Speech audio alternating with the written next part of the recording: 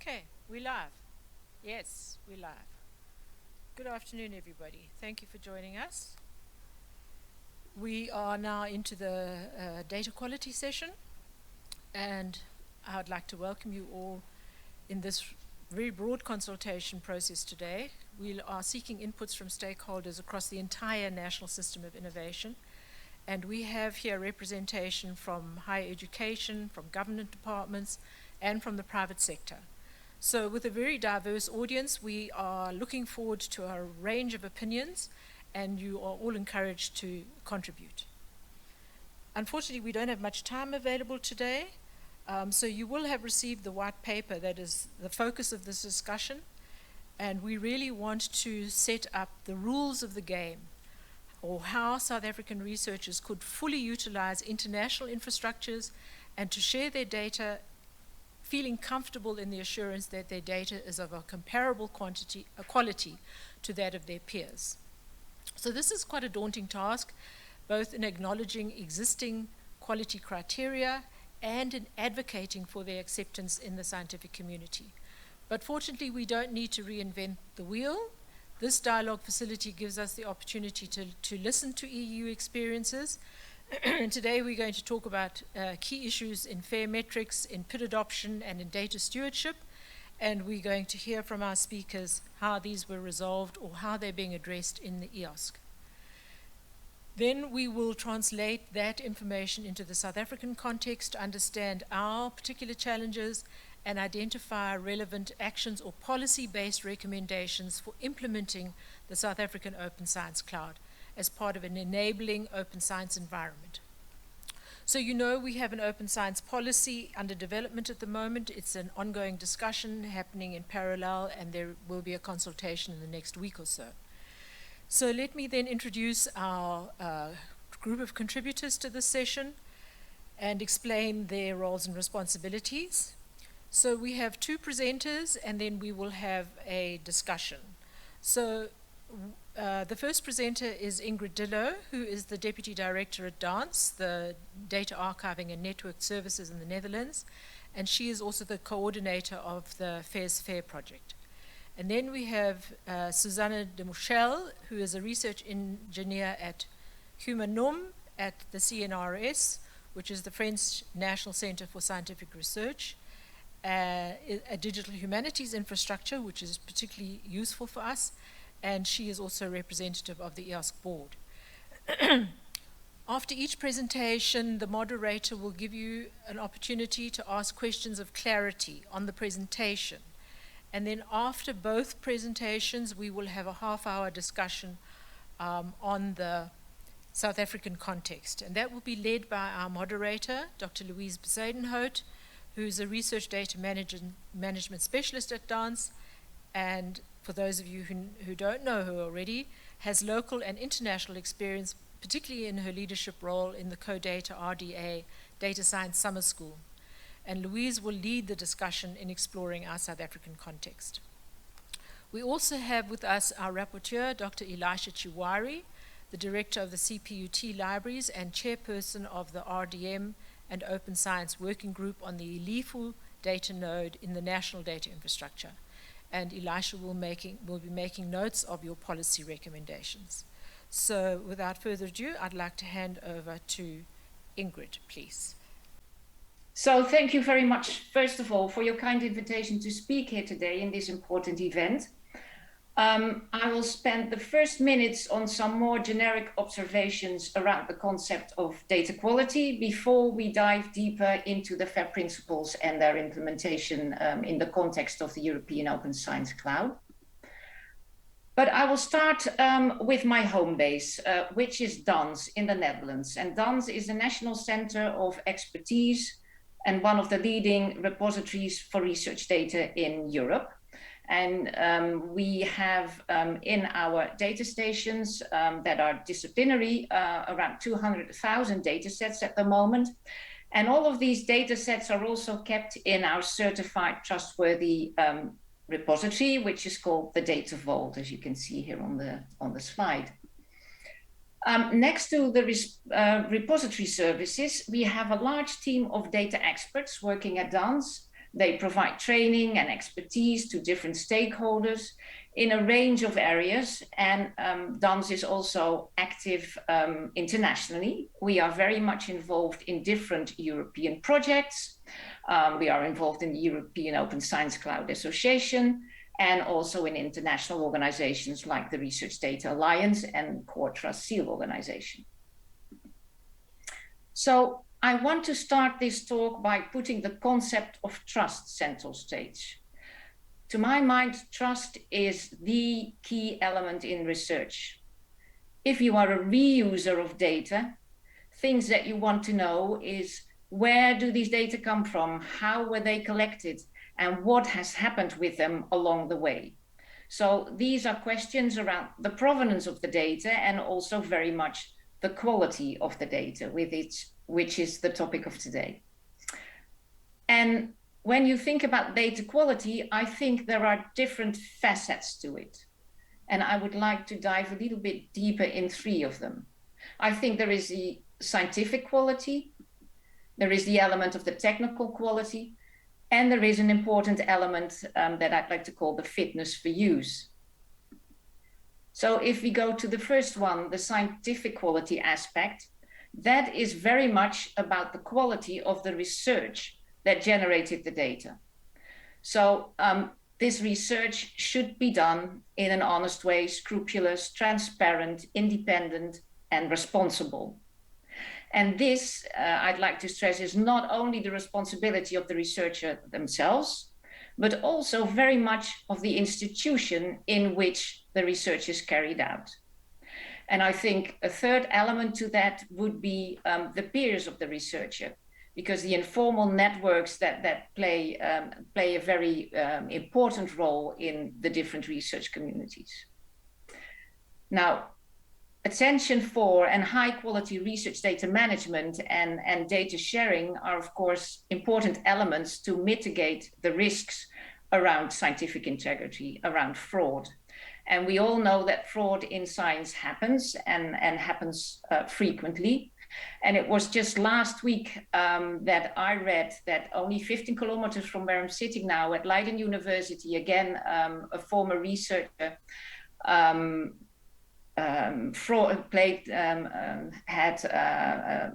was accused of fraud in their research. And the interesting thing was that the committee who was investigating this found out that it was impossible to check results in 27 articles because there were no data sets available. So good research data management is very important also in this context. The second element, to my mind, is the element of the technical quality. And technical quality is really about the fact that data are a product of research. So they also result from the process, the more technical process by which the data are generated. So this is about the management of the data, the documentation of the data through all the stages of the research data lifecycle. And I think here, the FAIR principles are the guiding principles to really reach that high level quality of research data management and stewardship. And then the third element, of course, is the element of the fitness for use, because also data quality is to a large extent in the eye of the beholder. And the judgment of data quality really also depends on the consumers of the data. You can very well imagine that a data set that is perfectly fair and a data set that is maybe a little bit less fair, but really answers to the use that the reuser has in mind for their research, that they will definitely choose the one that is maybe not perfectly fair. So that is also something to always keep in mind, I think. So FAIR is really the concept that relates, to my mind, to the technical data quality element. And FAIR is a buzzword that has been around for quite some time. It's a great acronym, and I think that you really can't say that you are against FAIR. But the concept of FAIR is, I think, also creating a lot of noise and different ideas in the minds of people, because what does it really mean? I think it's very important to realize that it is not a binary concept, that it's not the case that a data set or any other research output is either fair or not fair. I really think that we need to look at it as a continuum, and that we should all strive for the highest level of fairness. And it's also, again, important to stress that open and fair are not the same. A data set can be 100% open, but if it's not well documented, it doesn't have a persistent identifier, then you can't say that it's fair. And that also counts the other way around. A perfectly fair data set might not be open because it holds sensitive data. A final element is, of course, the fact that fair data does not mean that all the data are available free of charge. Another important element to my mind is that we need to realize that fair is a journey, and that has been said by many others already. And that journey usually goes from the F and the A in fair, which are reasonably easy to achieve, to the I and the R, the interoperability and reusability, that are quite more challenging. And it's also a journey from data to other research objects, and maybe at a certain point also to services and other parts of our data infrastructure. So fair is a journey. Fair, to my mind, is also all about culture and not so much about technology. And I think that that was also stressed this morning, for example, by Karel and also by Michelle. You see here the result of a big survey amongst thousands of researchers worldwide, done by Figshare.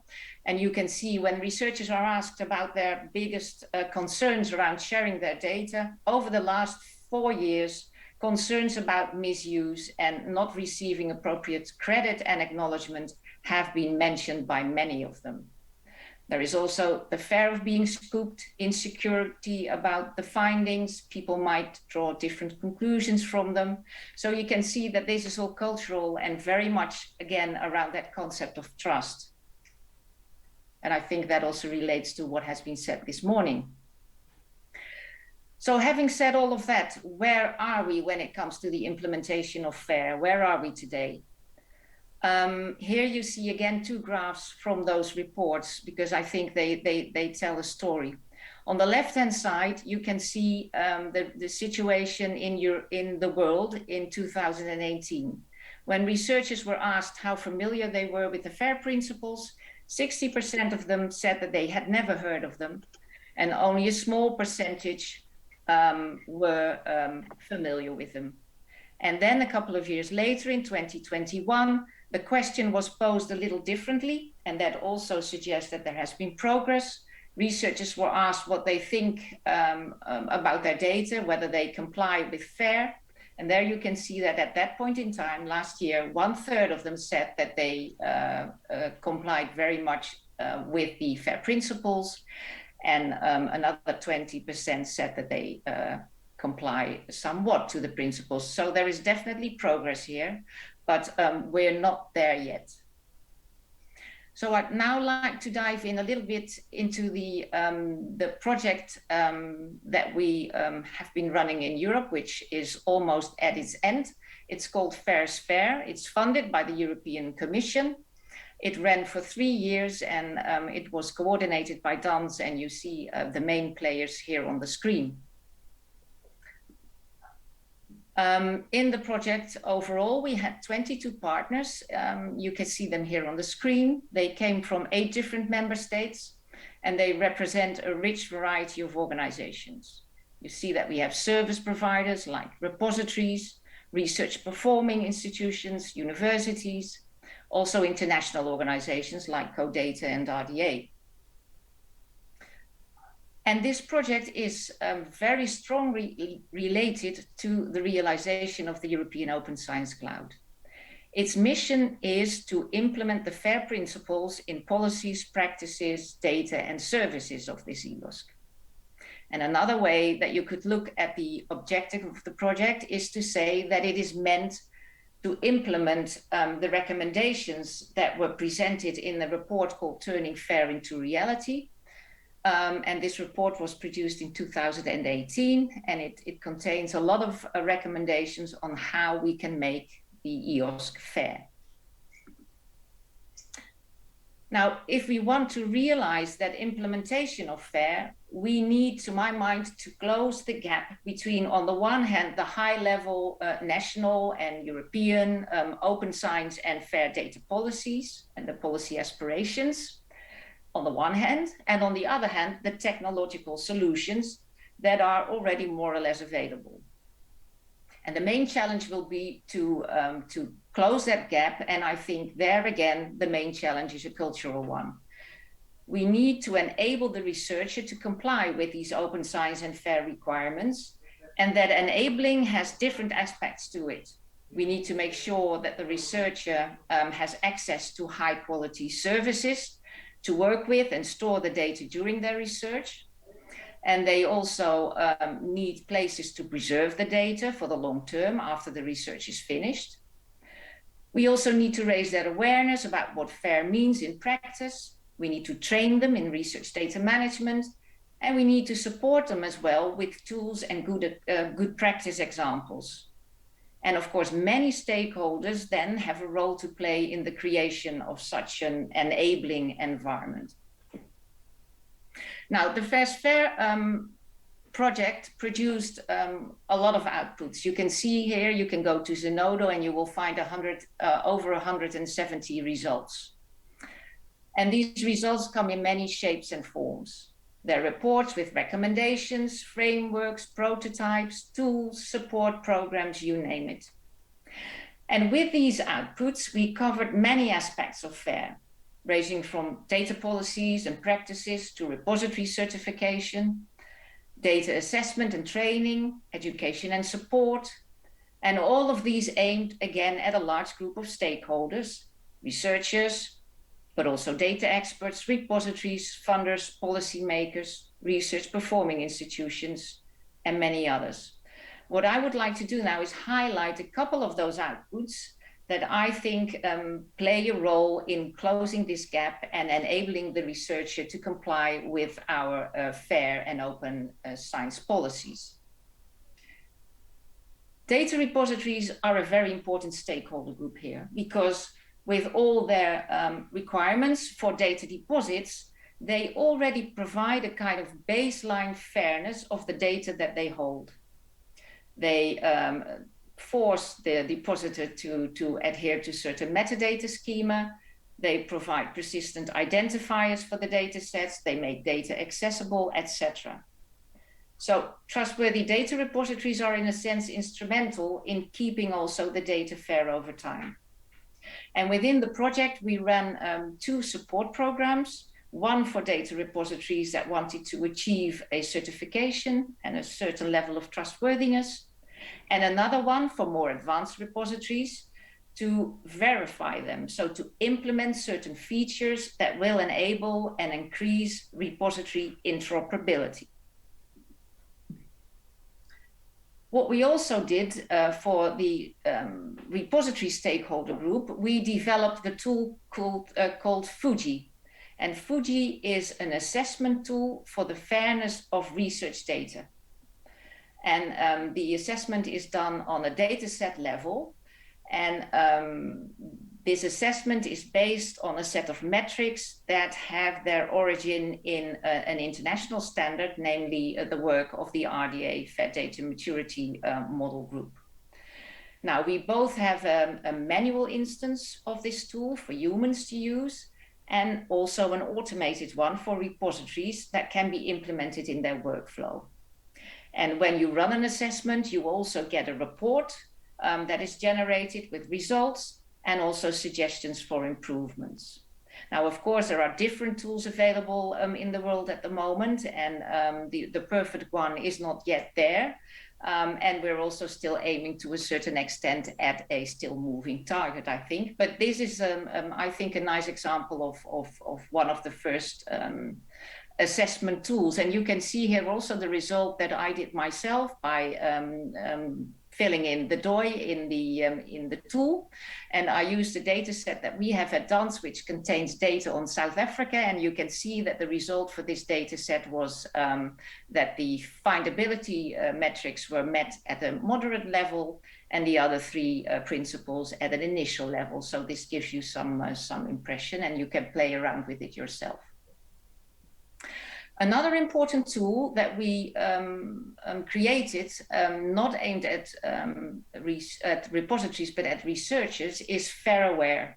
And this is an online tool which consists of 10 simple questions to help researchers and data managers to assess how much they know about the requirements of FAIR before uploading their data set in a data repository. So it gives you a lot of information and practical tips to improve the fairness of your data and also to create awareness amongst researchers.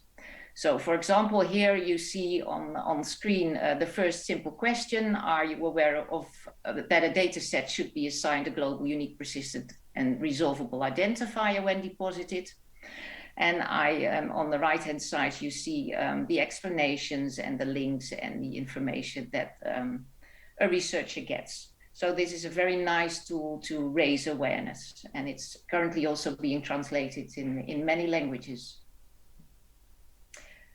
We have also done work for research performing organizations and policymakers. And here you see one example of that work, which is the ACME FAIR Guide.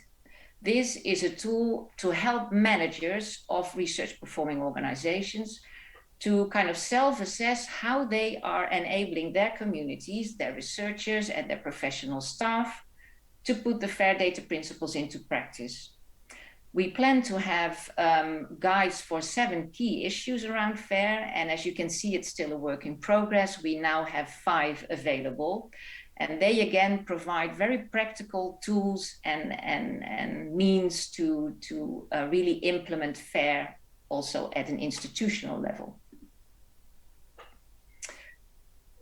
University practitioners are also not forgotten. What we have done for them is create a teaching and training adoption handbook. Again, adoption, of course, of the FAIR principles in teaching classes and courses. It's again a very practical tool, and it is the result also of really sprints with the community, so very much peer-based. And the nice thing is that this handbook is also accompanied by a publication that holds a collection of 7 case studies from practice that are meant as a kind of source of inspiration, and that is shows you the activities at 7 institutions around Europe focused on teaching research data management and FAIR data skills.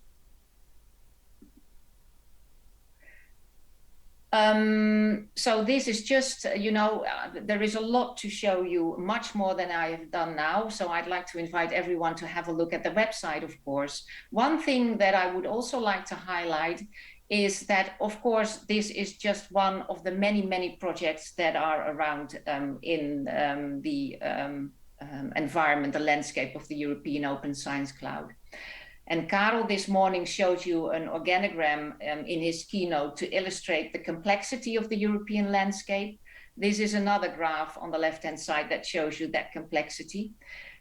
You can see FAIR on the left-hand side, but you can see that there are many more projects, initiatives, groups, entities thinking about FAIR and the EOSC. So we have tried in the project to synchronize and align all that work around FAIR. And we also organized a couple of workshops to measure what everybody is doing to reach that implementation level. And at the end of last year, we published a white paper, which is the result of all that synchronization work, with a couple of recommendations for a FAIR EOSC. So that might also be of interest for you. Now, I think it has become quite clear today that the European Open Science Cloud is a complicated construct. The vision, of course, behind it is beautiful in its simplicity. We are trying to build an ecosystem of interoperable data and services, and that complex should enable interoperability and open research across borders and across disciplines. Now, the reality of implementing that vision is, of course, incredibly complex. And together with some European colleagues, we recently produced an opinion piece on the challenges of the EOSC, together with some suggestions for the future that might also be of interest for you. Now, what does FAIR's Fair have to offer South Africa? Of course, I think it's always good to build on what is already there and not to reinvent expensive wheels. On the other hand, I'm also very aware that Europe is definitely not South Africa. They are different parts of the world, each with their own specific challenges and their own specific opportunities. But what I do hope is that some of the work that we have done in Europe and in the FAIR's Fair project is also relevant for South Africa and can maybe be adapted to your context and eventually reused. And with that, I'd like to end my presentation. Thank you very much.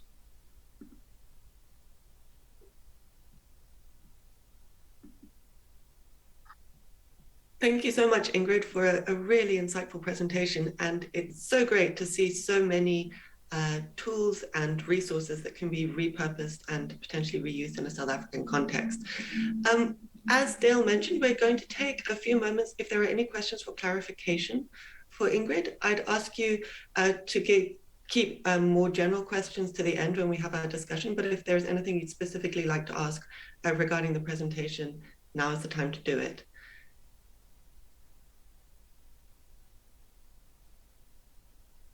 No. It seems you did an excellent job explaining all your slides then, Ingrid. So without further ado, then we will move on to the second presentation, which is Susanna. Good afternoon. Thank you very much for the invitation. I'm very pleased to be part of this joint South Africa EU workshop. I will share my screen. Wait a minute. Yeah, okay, and is it okay? Can you see it? Yeah, it seems to be fine. Maybe I can put it in a full screen. It will be easier for everyone. Okay, then let's start. No, I think it's not. It doesn't work actually. Maybe I'm mistaken. No, it doesn't work. Okay. I can see your screen, Susan. Okay, but not in It's in presentation. Here, I think it will be okay because I have some issue with my browser. Mm-hmm. Okay, sorry. So I'm Suzanne Dumouchel. I'm based in Paris, CNRS, and part of the SAOSC Board of Directors. And what I'd like to discuss today is the topic of data stewardship as part of the larger data quality issue that we started to discuss with Ingrid. And I guess you will see that actually my presentation is quite complementary to what Ingrid did. So thank you very much, Ingrid, for that. So I will start with a brief outline of what I'd like to present to you today, kind of introduction, why we are discussing this topic. Defining data stewardship and data profiles, how data stewards are related to data quality and can be seen as issue solvers, the relation of the data stewards in the perspective of knowledge infrastructure, how we manage data stewardship in the EU ecosystem, and then moving to some hints for data stewards training. So let's start with the schema. You'll see that I've selected a few schema amongst plenty of others, but let's start with this one, which presents a kind of bigger overview because it's about the whole research life cycle. It has been made under the RAISE program. RAISE stands for Researcher Advanced Information Skills and Education, developed by the Southern Cross University Library. And here you can see that the research in the research life cycle data are almost at every stage of the process, in the conception, except maybe on the conception and the proposal phase. but even in the reuse, the preservation, and the research phase with the analysis, the capture, and the collection of data. So data are almost everywhere in the research life cycle. But let's go deeper with this second schema. Let's have a look at this one made by Alessandro Saretta, which represents the research life cycle, so another perspective, but which highlights the role of the data in the process, as you can see at the bottom of the schema. Here again, data are everywhere in a kind of more complex organization, because it's a way here to see the relation, how data are related to metadata in the description, how metadata can play a role in the publishing, in the sharing, but also that the fact that there is a relation with the archiving, and then it opened the way, the discussion on the way to persistent identifiers. And then lastly, we can further increase the focus with something much more specific to go into more detail with the data life cycle that is part of the research data process. Here again, we can see that in the data life cycle, we move from the data creation to the data reuse through a lot of different steps also related to data. So why am I showing this three schema with this kind of bigger focus each time? What does it mean? Actually, it means that data is everywhere at each step of research. That's the first point, quite obvious one. But there is another one. Because when we say data, it doesn't mean only doing a single task for achieving the purpose, the scientific purpose we have. But very often when we say data, it opens a lot of doors or of steps of work, and it implies several actions to manage, clean, enrich, store, process, analyze data.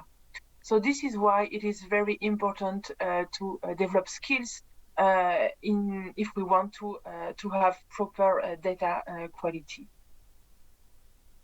So here we are, actually. We are facing a kind of critical situation for open science implementation because of the data skills that are needed at each step of the research process, and because of the amount of data that is increasing.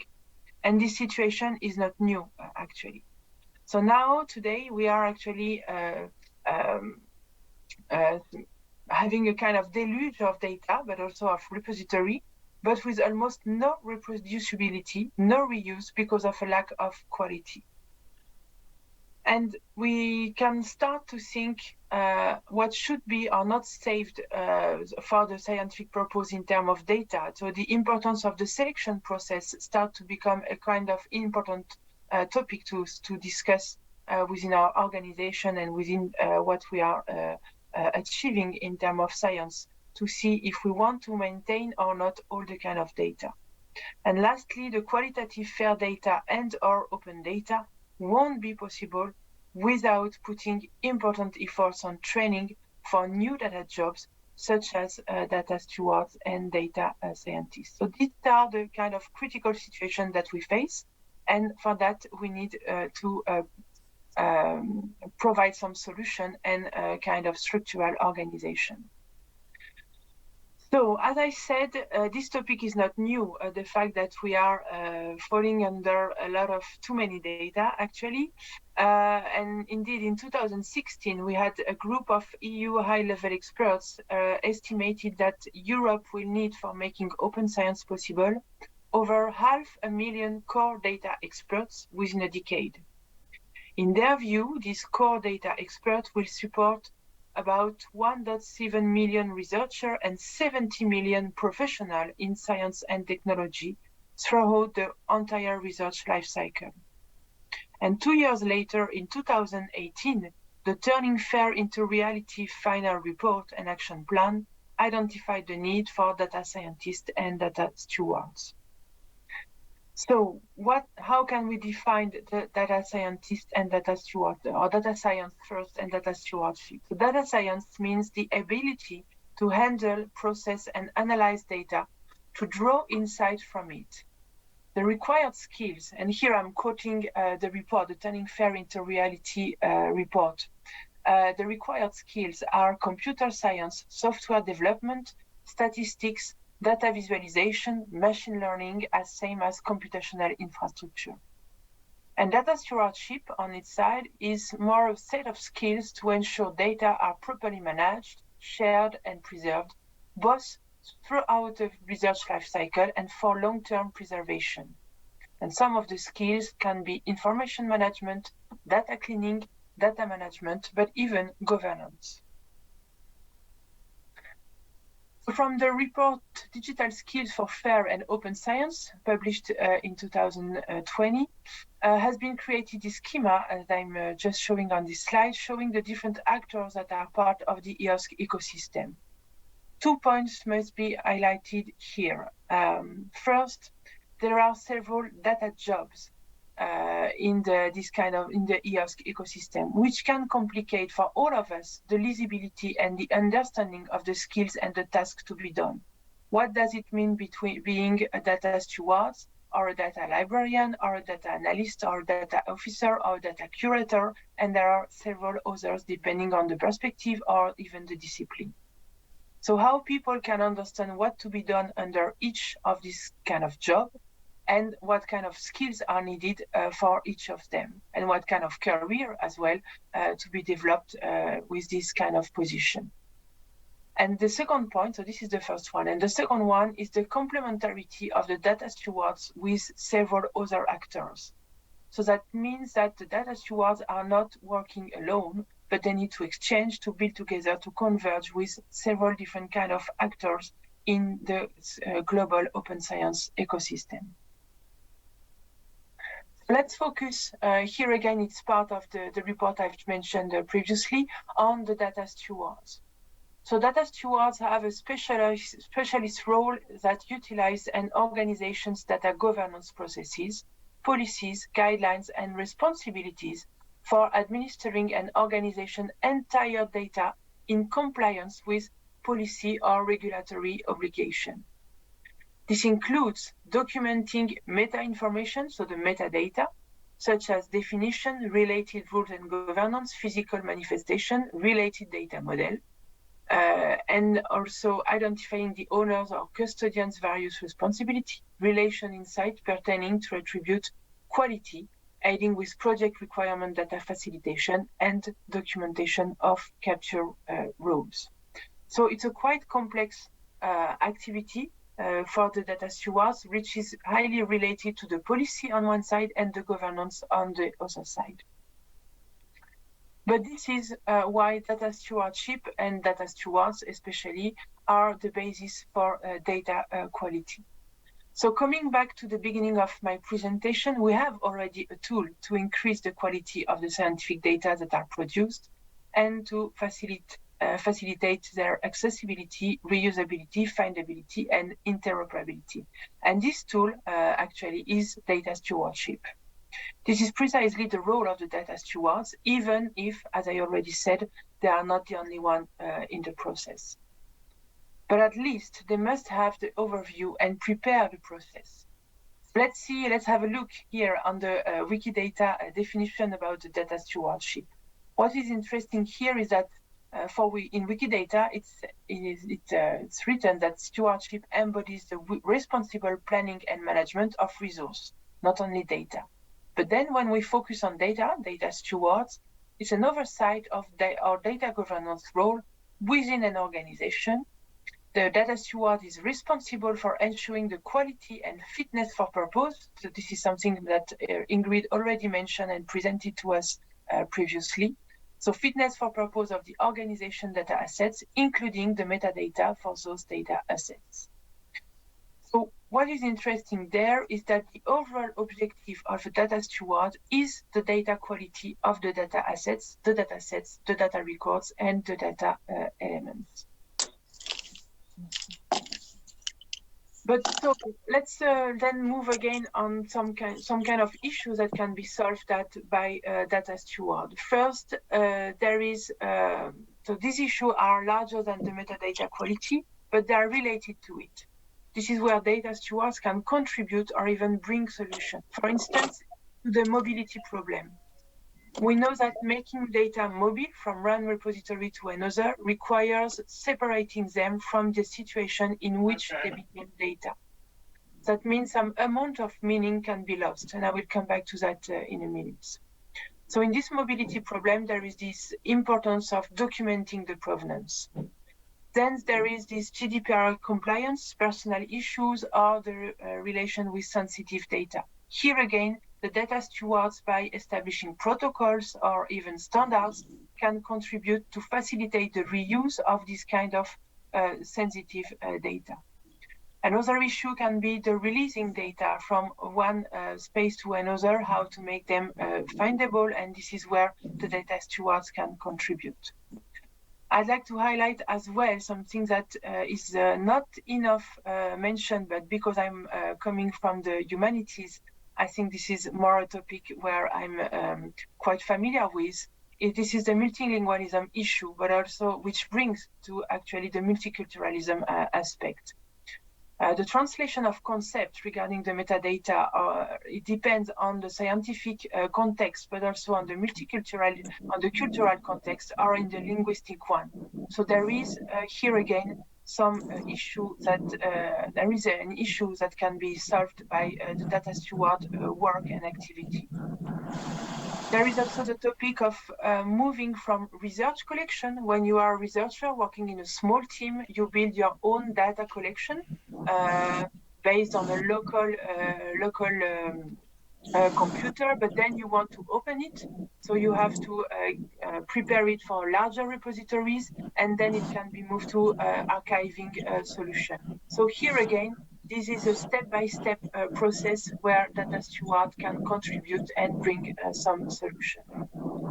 That everything here can show us that data stewards are added value and can bring value actually to an economic, political, scientific, technical, or cultural, so this kind of value for scientific data. And here I'd like also to focus, this is also something that has been mentioned by Ingrid, so this is good to come back to it, how to make the link, how data steward can contribute to the trust and transparency. Indeed, behind the question of quality is also the question of trust and transparency. A lot of issue can emerge when dealing with data, not only the quantity of data that we mentioned, the quality, but also the bias or the lack of transparency or the decision behind the data structuration, the enrichment, or the analysis. What I can mention here is, for instance, the data in a context. When they are collected in a specific context. So we can have some misleading interpretation when they are reused without the context. So this is something we already mentioned, but I'd like to insist a bit about it. There is also the issue of the transparency of the algorithm for searching new data.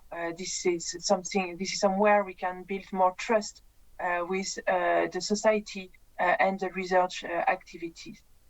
We know also the kind of bias that exists in the algorithm coding, gender, regional, career, but also cultural or linguistic bias, for instance, when we want to find data. There are also a kind of transparency needed in the selection of metadata and metadata naming, which very often brings a lot of question when we develop, for instance, discovery platform in this perspective to find more easily data. And lastly, something which is less mentioned, but which is also something very important, especially in the FAIR perspective, is the URLs naming. When you want to find data and then to share them, you have to establish properly the kind of procedure or protocol you want to have for the naming of the different URL related to each of the data. So here again, it's a way, the work of the data stewards is a way to build trust and transparency at this different kind of level for highlighting the activity of the transparency of science for societies. So as you can see, even when we try to go deeper in the topic of data steward and data stewardship, we notice that it is staying quite complex.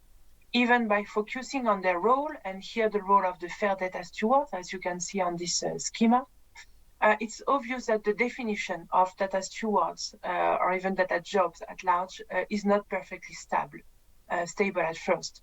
But also what is interesting here is that data stewards are in relation with several stakeholders, and even their jobs, their daily activity depend on their position in a kind of organization.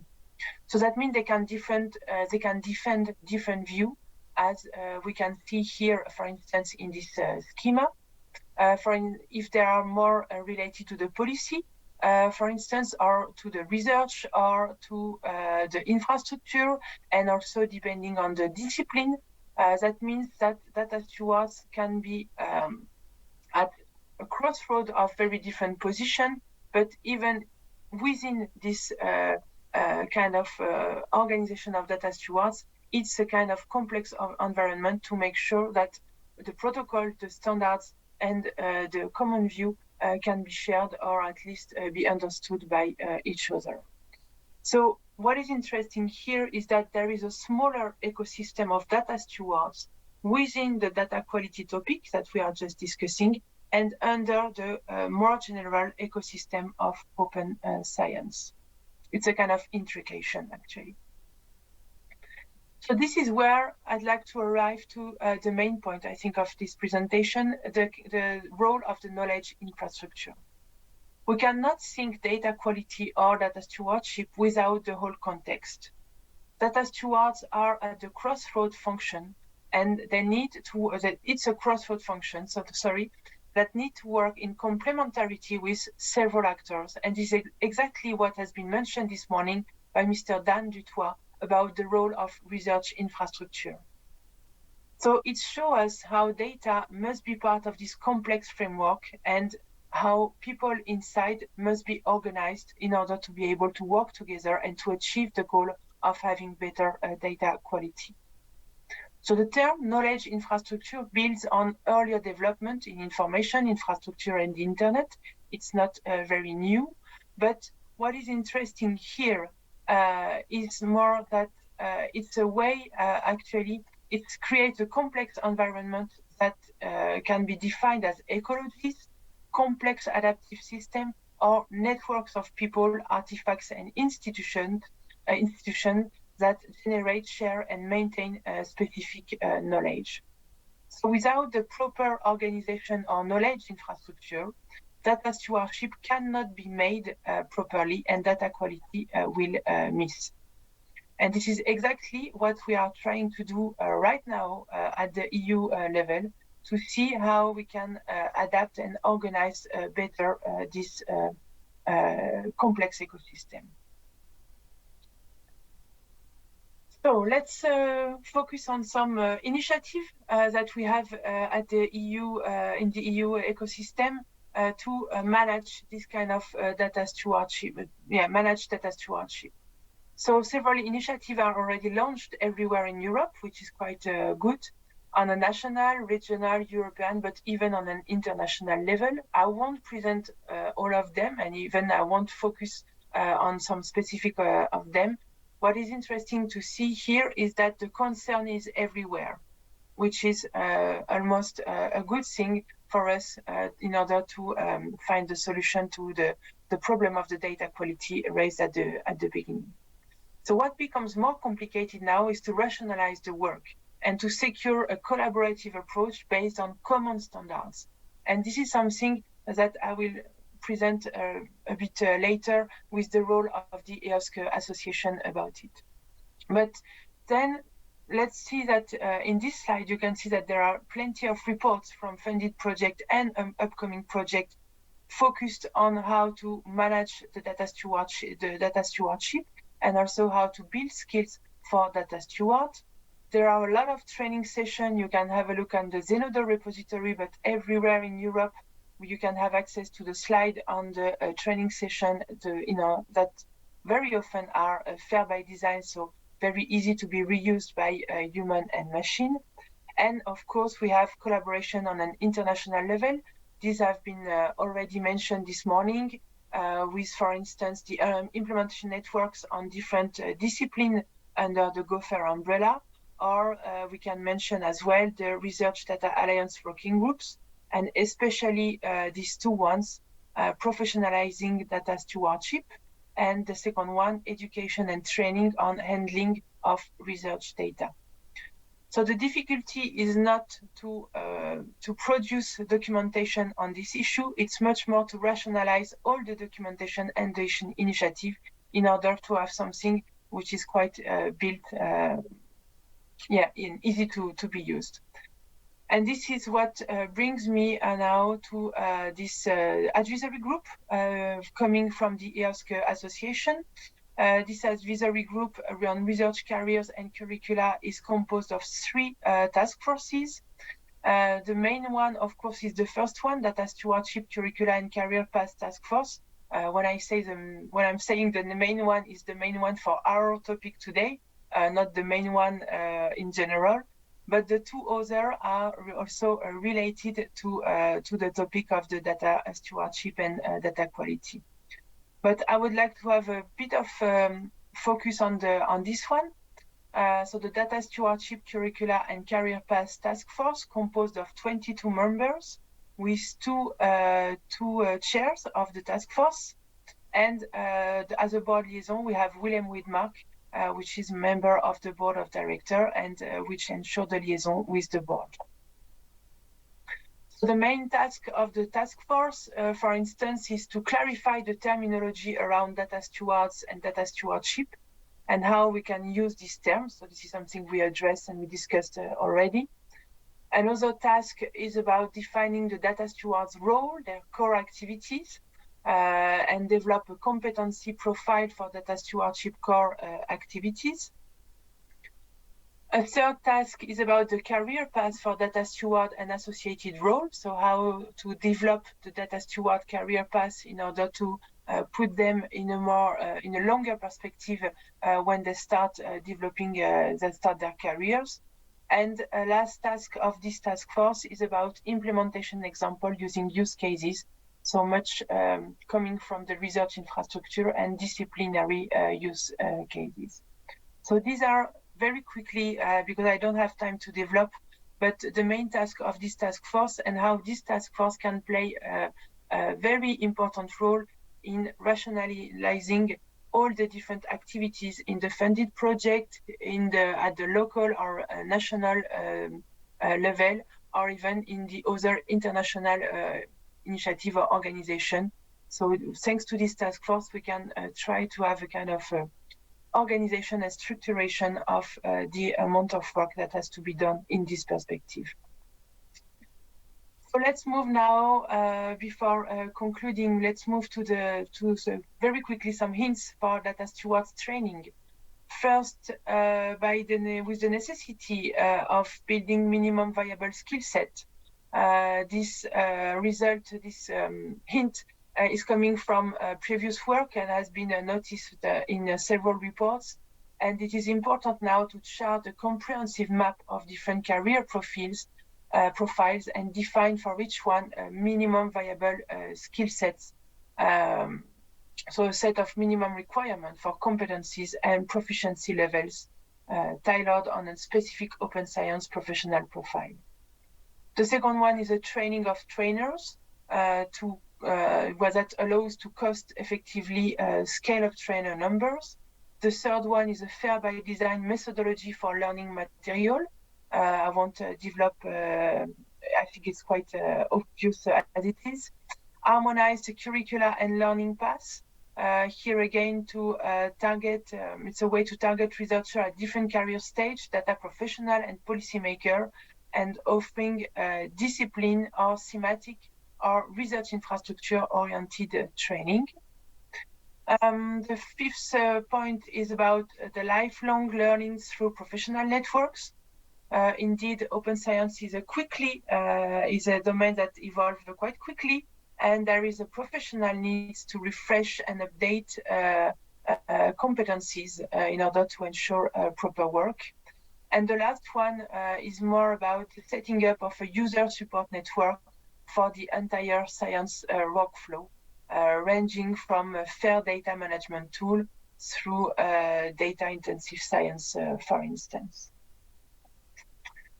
So as a conclusion, I'd like to quote a citation, quote Christine Borgman from her book, Big Data, Small Data, No Data. Scholars can collect, discover, retrieve, analyze, and disseminate data at scales never before possible. Some of those data are worth keeping forever, others have transient value. Some are more readily recreated if needed than kept. Throughout human history, keeping everything was never an option. Future uses of information can never be fully anticipated. Sustaining data is a much higher bar than simply storage and backup. The challenge is to make data discoverable, usable, accessible, intelligible, and interpretable, and to do so for extendable periods of time, a huge challenge.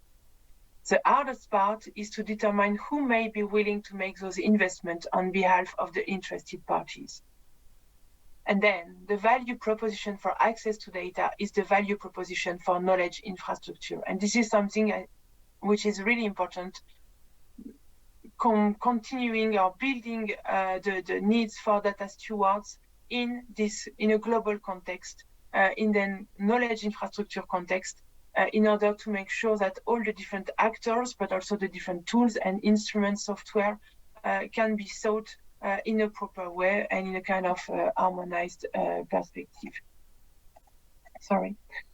And here are the different references I used for the presentation. And now I'd like to thank you, and I'm ready for questions. Thank you so much for a very interesting presentation. And it's great to see so much discussion is going on about the role of data stewards and supporting data stewards within the EU. Before we move on to more general questions, we're taking clarification questions for Suzanne. And I see in the chat, Jens has already asked you a question. I'll read it out for members of the audience who don't have access to their computers. You mentioned URL naming conventions. At what point do persistent identifiers enter the data lifecycle? And Andrew follows on with that saying, given the increasing use of DOIs which disseminate the original URLs, why the emphasis on URL naming? Yeah, that's a good point, actually. To be completely honest, when I mentioned the URL, just while I was presenting the slide, I thought I should have added the PID as well. So this is maybe just to tell you that, of course, PIDs are part of this issue. But why emphasizing on URL naming? Maybe because this is something that we don't discuss too much. Actually, there are some working groups on PID. There are a lot of tasks in the different funded projects on the work on PID, DOI, and so on. But I think this is something which is less addressed, even if it's part of the user experience and even if it's part of the fair verification of data. So I had the idea to highlight it a bit more than usual. Super. And I see that Eva is adding some comments to that in the chat, saying not all data sets will have initially a persistent identifier, DOI. So working on good persistent URLs is still important on the web domain. So thanks for that comment. Are there any clarification questions for Suzanne before we move into a more general discussion? Just to the members of the audience in Pretoria, obviously I can't see the room, so if you have a question, just put up your hand and Dale will give you the microphone so that you can ask your question. But in order to start off a more general discussion, I was going to take the chair liberty of asking a question to you and Suzanne, but also asking members of the audience to chip in as well. So in my role in the CoData RDA Data Science and Data Steward summer schools, we've been teaching data stewards in Europe, and we've taught over 300 data stewards. And during these teaching sessions, we ran a little survey asking them what type of institutions they were working in and what structure of the groups they were working in. And by a large majority, we discovered that most of the data stewards coming on our training were either working alone within their institution or working in very small groups. And this, we recognize, can be very isolating, particularly as the role of data stewardship is still an emerging recognized role within research infrastructures. So my question is really, what is needed in order to support these individuals in a South African context, particularly as data stewardship is still emerging as a role in South Africa. And what can we do practically to ensure that these individuals don't just get left being solely in charge of all policy changes without budget or the necessary support? So I'll open that up first to thoughts from Ingrid and Suzanne, but then I was wondering if the representatives in the room from SAPRIN, so Quibus, or Nikki from H3 Bionet Africa, might like to reflect on that in their experiences as well.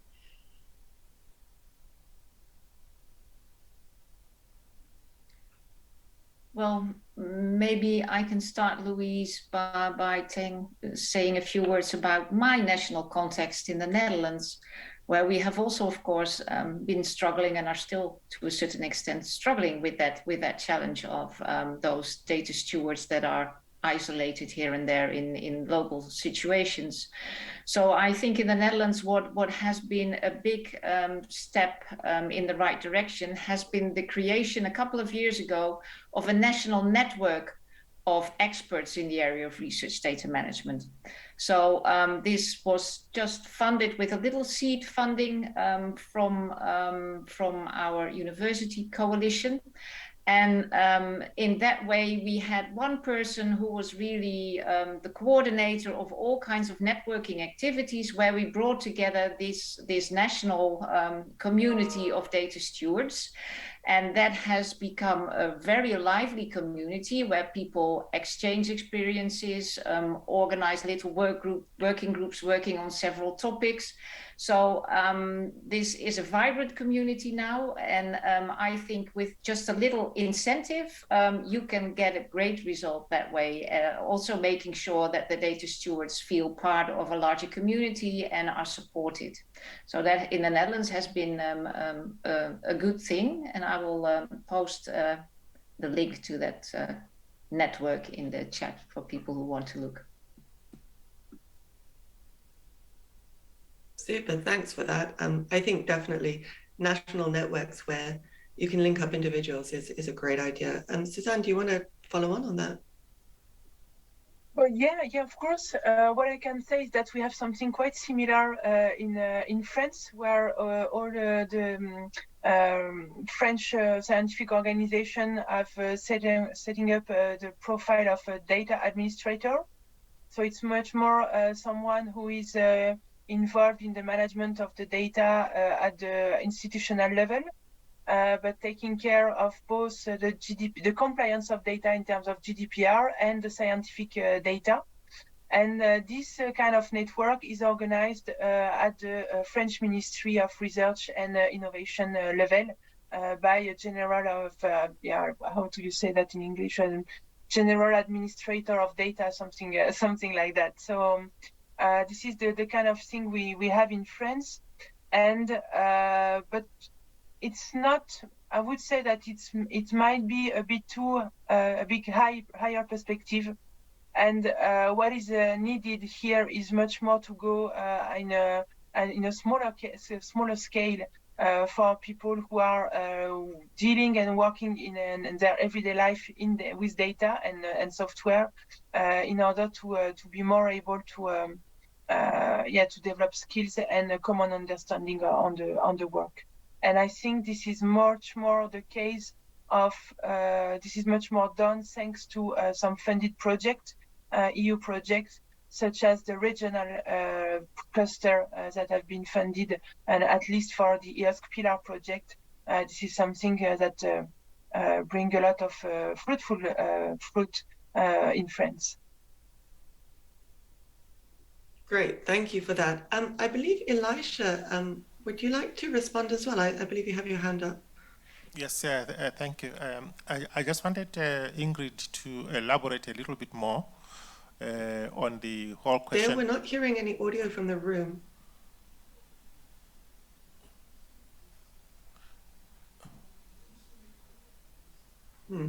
Hello, can you hear me now? While they're sorting out the audio, Quibus, I see you've got your hand up. Would you like to add in? Yes, in the SAPRIN experience, dealing with population science, so data that pertains to individuals. The role of data stewards, although that constellation of responsibilities that Suzanne has mentioned is very well recognized, it hasn't emerged as a defined role, even less embedded in a particular individual. And that those constellation of responsibilities are currently dispersed over several different domains. So in terms of, let's say, standards of data management and documentation and quality assessment in the research data management sphere, protection of personal information in the information officer responsibilities in the organization. And then what in some of our notes, the term data steward is used, but in the context of the principal investigator of a research study that will assess requests for data access to ensure that it is within the ethical approval of the project and consistent with the goals of the research project. That's a really great point, and maybe there is a need for more clarity about how the term data stewardship is being used in South Africa, and whether there are constellations of people who together embody what is defined as a data stewardship role within the EU. So definitely a great point. Thank you, Cobus. Dale, have we sorted out the audio in the room yet? Hello, yes, can you hear me? Yes, hi. Hi, okay, yeah. I just wanted to put a point across to Ingrid, or a question. Maybe she could elaborate a little bit for us on the question of incentives to the data steward, that you talked about earlier on, and also making them feel part of a larger community. What community are you referring to, and how? I didn't fully get that question, unfortunately. Did you, Louise? Could you repeat it for me, perhaps? The question was about incentivizing individuals to move into data stewardship roles, and what exactly you meant by meaning when you mentioned them feeling part of a larger community.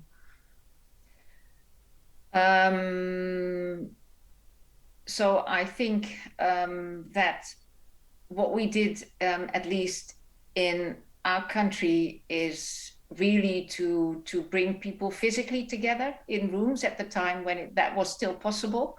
I think the face-to-face contact between the different quite isolated data stewards in the different organizations was very important. I think all of this really starts with, and to a large extent also depends on interpersonal relationships. So that was a very important element at the start. But then, of course, the Netherlands is a relatively small country, so we don't have that many universities, and people get to know each other relatively quickly. So having created that those relationships, that was an excellent basis then to work together. And you also see that you get all kinds of little temporary subgroups working on topics that they feel are urgent in their context. So I think setting up, and really the how do you say that, the cultural element, emphasizing that especially at the start, is very important, because you need to create that shared basis. And getting people into these roles also very much has to do with the acknowledgement of the importance of those roles, and the proper remuneration of those roles. So it's very much this, the incentives that you would expect here. So I think those two are very important. It's the recognition of the role, and I think there is a lot to be done there still.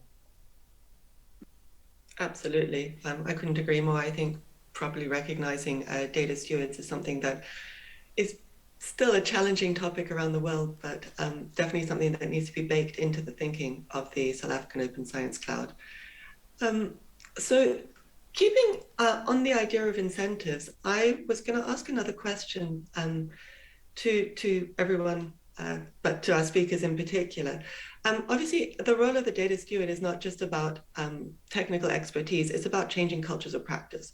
So it's about getting researchers to recognize the importance of fair and open data and getting them to sometimes change what would be a very long history of doing things a certain way.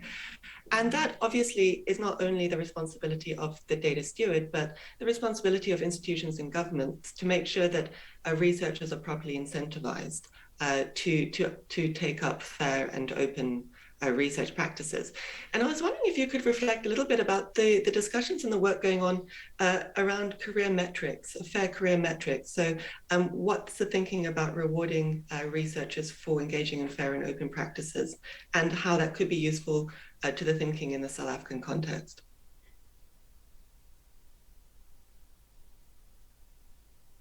Ingrid, do you want to start? No, you start now. Okay, thank you. Yeah, sure. So what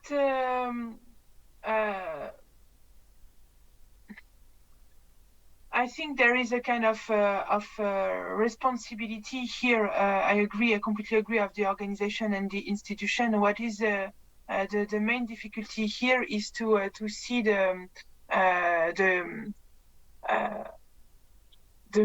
how to I'm sorry, I have some noise around me. To see how to manage actually the differences between the individual point of view and the one of the organization. And this is something which is quite an important aspect to manage, and which is, I think, something very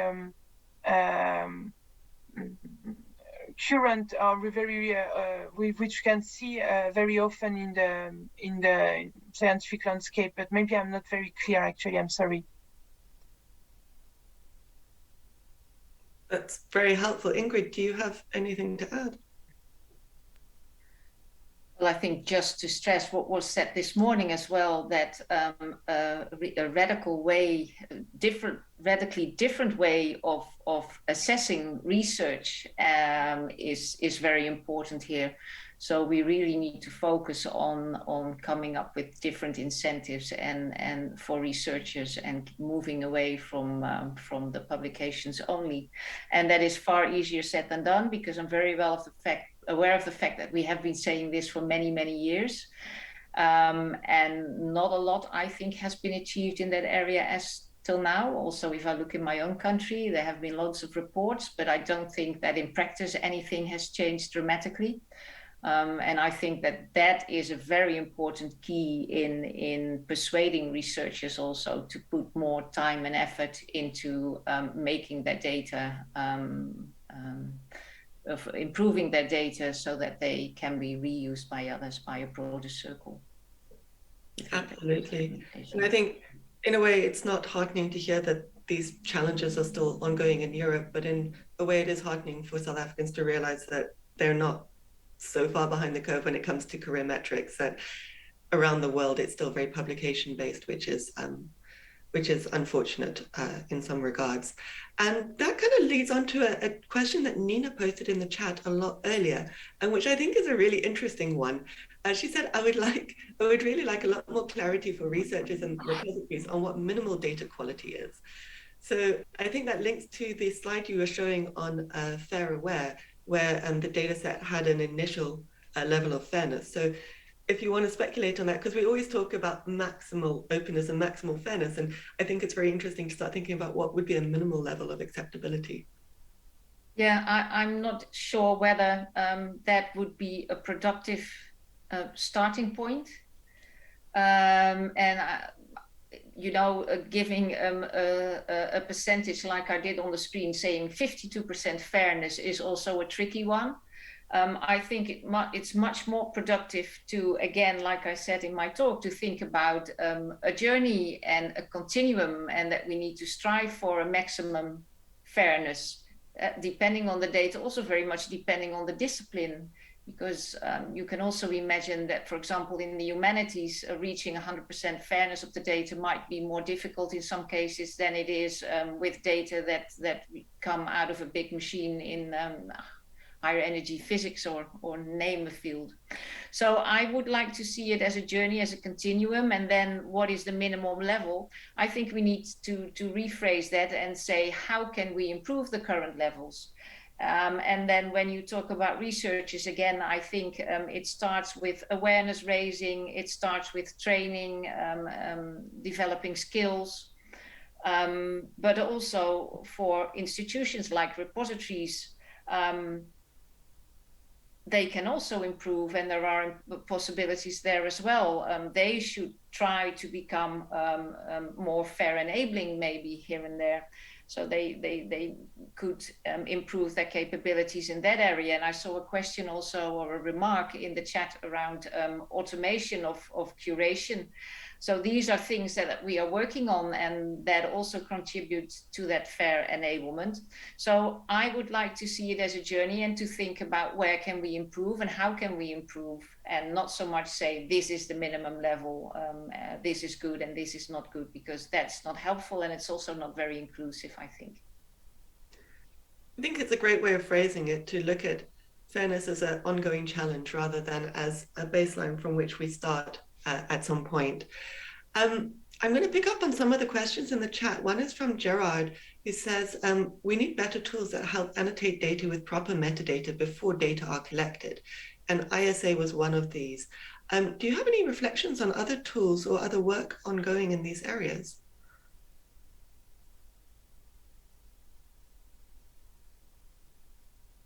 Personally, I don't from the top of my head, but there might be people in the room who do.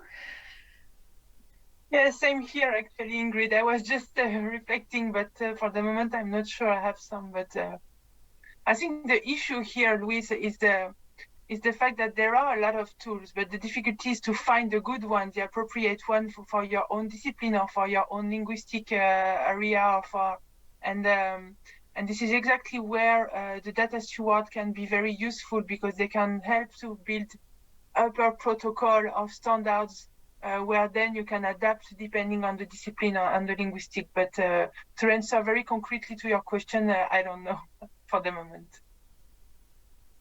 So we'll open that up to the room as well, if anyone has expertise in that area.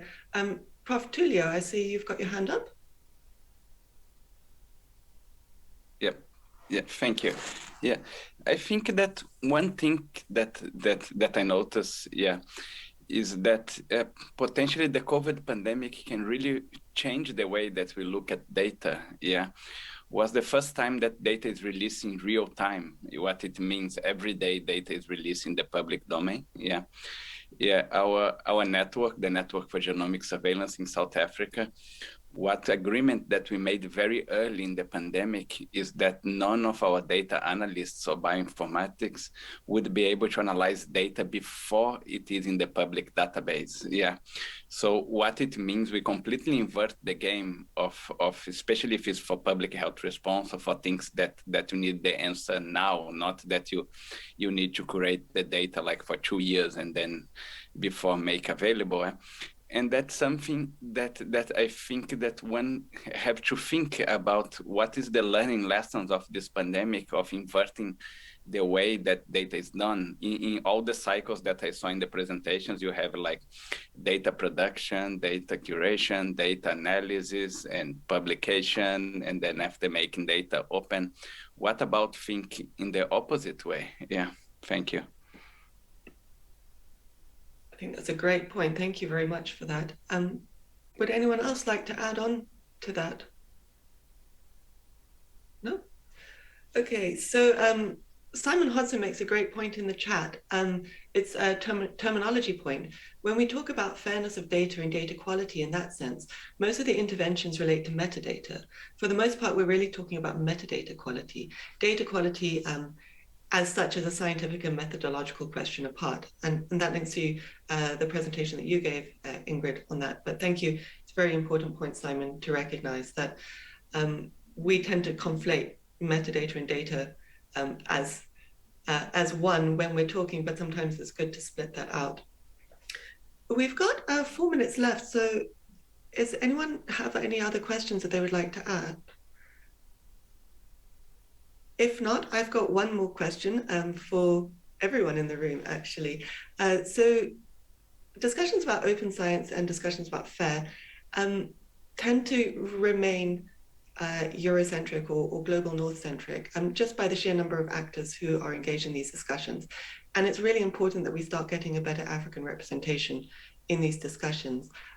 What ideas do you have for getting individual African researchers and individual African service providers more involved in discussions about fairness and the evolution of open?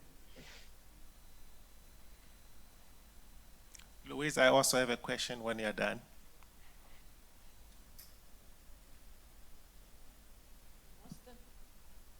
Sure. Well, while Ingrid and Suzanne are thinking about that, would you like to ask your question? Maybe we can return back to my question. Yeah, okay. I just wanted to find from the two presenters the issue of postgraduate students. How far have you gone in your own institutions? Because I think we are just talking about research as a researcher. I'm not sure if you are also including postgraduate students. So I want to know how far you have drilled this down to postgraduate students, and what kind of mechanisms or policies, guidelines do you have for that group of can I say, upcoming researchers? Thank you.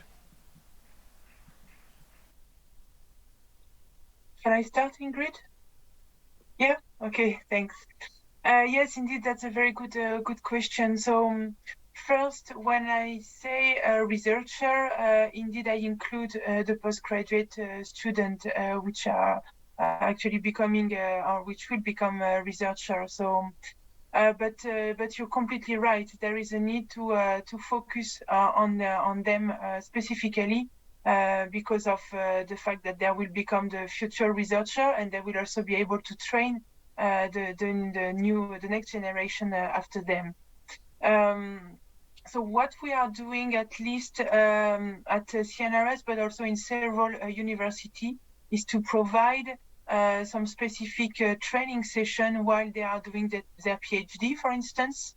So this is something where we have a lot of concern in order to make sure that the PhD students are able to develop some skills in terms of data management, at least to understand the main issue with data management.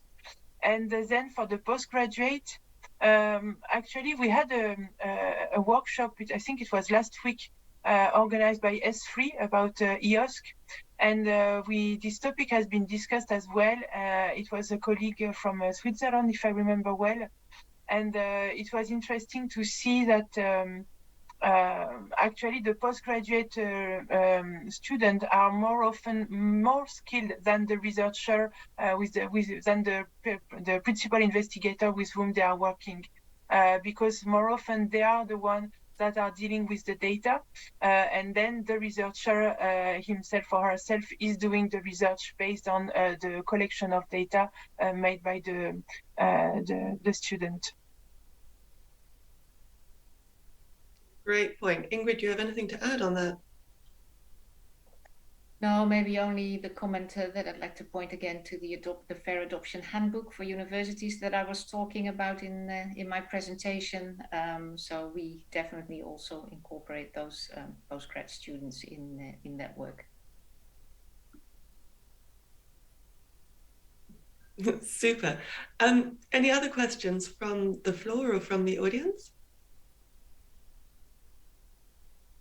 Well then, in a way, to kind of answer my own question that I asked earlier, and to link into the education of the postgraduates, I think one of the very important ways to get more South Africans, more African students involved in the discussions is when you're educating, particularly postgrads, about issues to do with research data management, fair and open, to highlight some of the organizations that they can join, like the Research Data Alliance, to start getting active in these communities and start having a voice. Because I think it is very important to start getting a sense of countrywide and continent-wide ownership of these discussions instead of them just being imported from external into South Africa. And I was wondering if any of you had any reflections on getting more African voices in discussions around FAIR and discussions around open.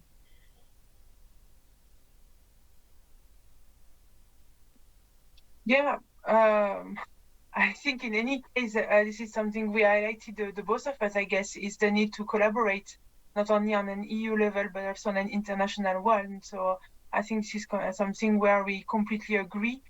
We cannot work on data quality if we have only a European focus. So then there is a need to collaborate. It can be through a project.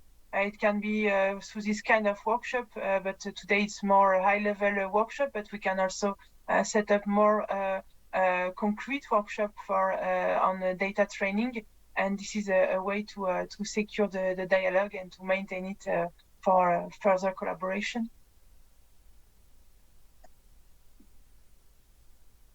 Yeah, I can only completely agree with that. And I think the RDA, the Research Data Alliance, is a perfect forum to start that and look for international collaborators and be inspired by what's happening in other places in the world. Absolutely.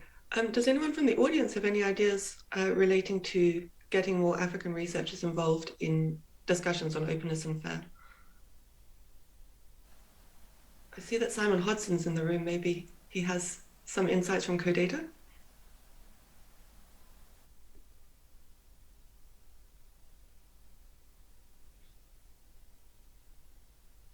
Maybe he's stepped away from No. Thanks, Lou. I mean, I wasn't going to intervene, but I can list some things which I think are important. You've already mentioned the CoData RDA Schools of Research Data Science. Expanding that network and getting that network engaged in African universities would be really important.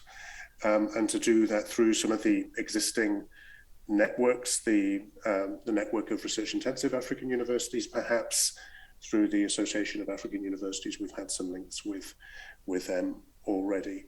Siamo, I saw, was in the room, or at least in the earlier session. Siamo Mochegwa is the new Executive Director of the African Open Science Platform, and that will be a hugely important initiative for coordinating open science activities across the continent. The ambition to establish nodes for the African Open Science Platform will be really important, as well as in the strategic plan for the African Open Science Platform.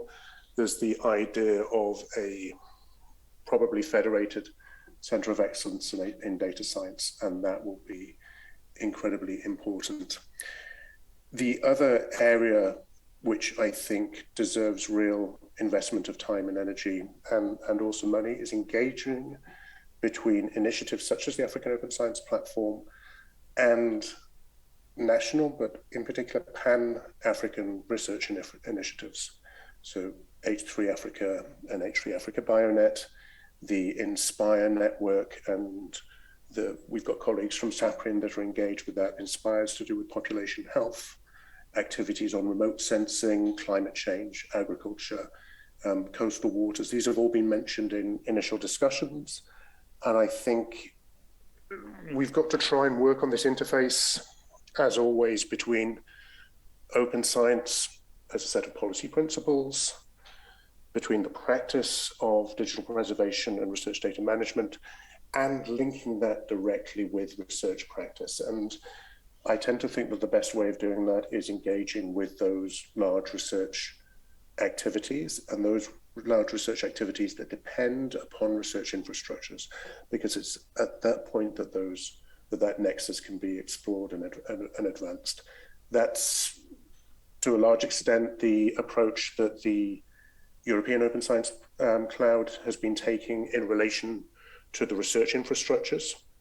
The research infrastructure roadmap for domain or cross-domain research infrastructures in South Africa and in the SADC region, I think, is an important reference point for how to engage there as well. Maybe I'll stop there, but I think that's a number of pointers. Super, thank you so much. And that's a really great place to end this session. So really highlighting the fact that we need not only top-down policies that coordinate these activities, but a real engagement, a bottom-up engagement with researchers to make sure that the policies are embedded in practice and are supported by a network of individuals who are given appropriate credit for their activities. We are slightly over the hour, but if our two speakers have any last words before we leave, or if not, we will leave it there. Thank you so much for your attendance, both in Pretoria and online. It was a very informative session, and we return after the coffee break for the feedback from the sessions. So thank you. Thank you very much. Bye-bye. Thank you, Louise.